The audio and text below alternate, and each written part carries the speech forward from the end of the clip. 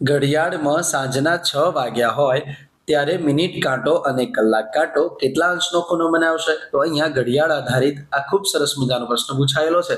તો ચાલો આજે આપણે આ પ્રશ્નને સરળ રીતથી ગણવાનો પ્રયાસ કરીશું.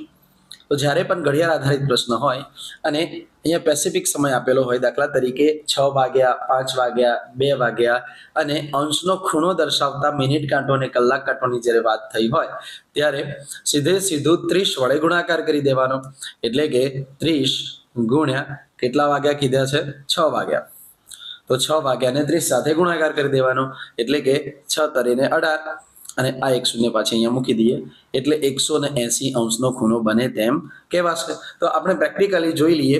તો અહીંયા એક ઘડિયાળ દોરું છું. તો આ એક ઘડિયાળ સમજી લો અને અહીંયા આવશે 12 વાગ્યા અને અહીંયા આવશે 6 વાગ્યા અને અહીંયા આ થયો મિનિટ કાંટો અને આ થશે કલાકનો કાંટો. તો અહીંયા ઘડિયાળ હોય એના 4 ભાગ પાડી દઈશું તો 4 ભાગ આપણને 90 અંશના જોવા મળશે.